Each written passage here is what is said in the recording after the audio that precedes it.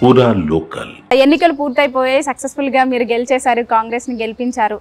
ఇప్పుడు అందరి దృష్టి కూడా ఖైరతాబాద్ ఉప ఎన్నికల పైనే ఉన్నాయి. సో ఉప ఎన్నికలు వస్తాయంటారా? వస్తే ఏ విధంగా ఉండబోతుంది అంటారు? ఇక్కడ ఖైరతాబాద్ ఉప ఎన్నికలు వచ్చేటప్పుడు వస్తాయి, కానీ ఎప్పుడు కూడా ఏ ఎలక్షన్ అని ఇంపార్టెంట్ కాదు. మేము ఎప్పుడు కూడా అనినిత్యం ప్రజలతో ఉంటాము.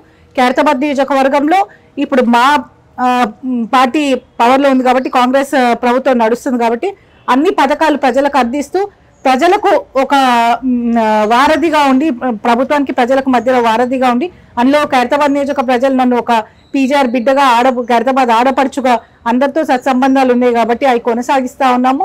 అట్లా అనునిత్యం ప్రజల్లో ఉంటాం. ఈ ఎలక్షన్స్ అని కాదు, ఖైరతాబాద్ బై ఎలక్షన్స్ అని కాదు, ఏ ఎలక్షన్స్ వచ్చినా కానీ రాబోయే కాలంలో కాంగ్రెస్ పార్టీ గెలిపించుకుంటాము, గెలుస్తుందని ధీమా మాకున్నది. ప్రజల్లో కూడా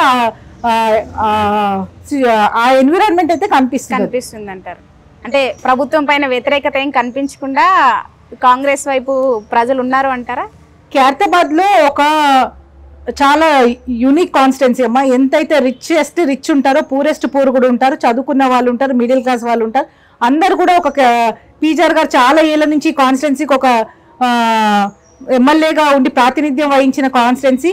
ఇక్కడే సెక్రటేరియట్ ఉంది, ఇక్కడే మన రాజ్భవన్ ఉన్నది. ఇన్ని ఈ పొలిటికల్ యాక్టివిటీస్ ఎప్పుడు జరిగే కాన్స్టిట్యున్సీ. ప్రజలకు ఒక మంచి అవగాహన ఉన్నది. 2 years వచ్చింది, వచ్చిన కాడికి వాళ్ళు చేసుకుంటూ వెళ్తున్నారు. ఇంకా కూడా అవకాశం ఇస్తే కాంగ్రెస్ పార్టీ, అందులో ఖైరతాబాద్ నియోజకవర్గంలో కాంగ్రెస్ అంటేనే ఒక ప్రతి ఇంట్లో కూడా మన అదన్నది ఒక ఫీలింగ్ ఉంది. ఎందుకంటే అన్నేళ్ళు పీజీఆర్ గారు చేసింది, ఇది ఒక కంచు కొట్టలేక మార్చారు కాంగ్రెస్కి. సో ప్రజలందరూ కూడా చాలా సంతోషంగా ఉన్నారు. ఇన్నేళ్ల తర్వాత కాంగ్రెస్ గవర్నమెంట్ వచ్చిందని.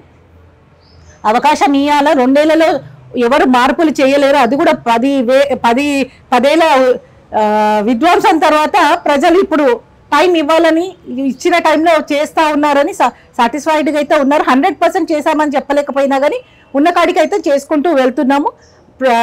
చెప్పనివి కూడా చేసుకుంటూ వెళ్తున్నాం. ఫర్ ఎగ్జాంపుల్ సన్న బియ్యమే ఎందుకు కాదు, అట్లా ప్రజలకు అన్ని కూడా అనునిత్యం ఏవైతే అవసరమో అన్ని కూడా అందిస్తూ వాళ్ళ మధ్యలో ఉంటూ, రేషన్ కార్డులు, ఎస్పెషల్లీ రేషన్ కార్డ్స్ ఖైరతాబాద్ నియోజకవర్గంలో చాలా అక్కడి నుంచి ఇక్కడి నుంచి వచ్చిన వాళ్ళందరూ కూడా ఉంటారమ్మా. సో 10 ఏళ్ళ నుంచి 15 ఏళ్ళ నుంచి తెలంగాణ వచ్చిన అప్పటి నుంచి కూడా కార్డులు రాకుండా ఇబ్బంది పడిన వాళ్ళకందరూ కూడా రేషన్ కార్డులు వచ్చినాయి. సో అదంతా ఒక మంచి ఎన్విరాన్మెంట్ ఉంది. డెఫినెట్గా అనుకున్నది 100% చేయలేకపోయినా కానీ ప్రజల మన్నన పొందే పనులు చేసుకుంటా వెళ్తున్నాం. చేస్తారని నమ్మకం ప్రజల్లో ఉంది. సో యాంటీ ఇన్కంబెన్సీ ఏం లేదని నేను అనుకుంటున్నాను.